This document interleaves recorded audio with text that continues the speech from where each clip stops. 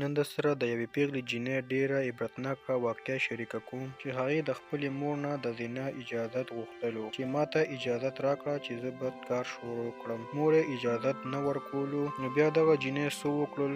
دغه ټول حقیقت درسره په ویډیو کې شریکه کوم. ویډیو راسره تر اخره پورې وګورئ. کوم ملګري چې زموږ په چینل کې نوي دي او زموږ چینل یې نوي سبسکرایب کړی نو مهرباني وکړئ چینل سره ضرور سبسکرایب کړئ او خوا کې ورسره د ټلې نشان هم ووهئ چې داسې معلوماتي ویډیوګانې درته په اسانه در ورسي. سلامونه دوستانو، د هغې د خولې ټولې خبرې او ویډیو درسره شریکه کوم. دوستانو، یو جینۍ چې په پیغلتوب راغلې وه، هغې د خپلې مور نه غوښتنه کوله چې زه خپل شهوت نشم ستړولی او زه غواړم چې زنا یعنې بدکاري وکړم. مور یې کو هر څومره ورته اجازت نه ورکولو، خو دغه جینۍ چې بیا یې غوښتنه کوله چې زه دغه کار کول غواړم. مور یې ورته وویل چې زه به تاته اجازه درکړم، خو په 3 شرطونو باندې. هر یو شرط به درته د ورځې وایم. هغې ورته یو ورځ وویل چې ته لاړه شه او د یو مالداره سړي چې ډېر مالداره وي د هغه د کارخانې مخې ته ځان وغورځوه او بیا وګوره چې څه کېږي. یوه ورځ جینۍ همدغسې وکړل او د یو مالداره سړي د کمپنۍ مخې ته یې ځان وغورځولو. نو هغه سړی چې د کمپنۍ مخې ته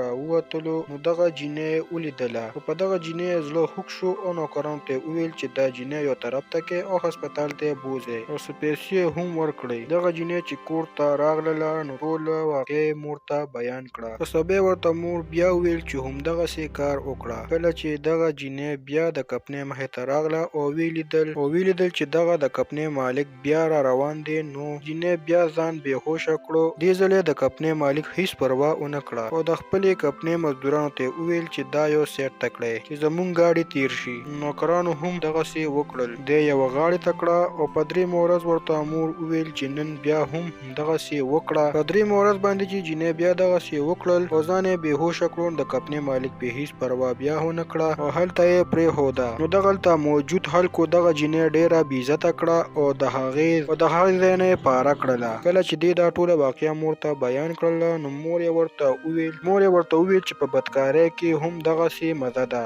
اول ورته خلک عزت او پیسې ورکوي او وروسته یې بېعزته کوي. دوستانو، یقینا زنا بدکاري یو بد عادت دی. الله دې ټول مسلمانان وساتي. نو دوستانو، کو ویډیو هم خوښه شوې وي لایک او شیر یې کړئ، چینل سره سبسکرایب کړئ. مننه کوم چې ویډیو مې تر اخره پورې وکتله او د بلې ویډیو پورې د لوی الله په امان.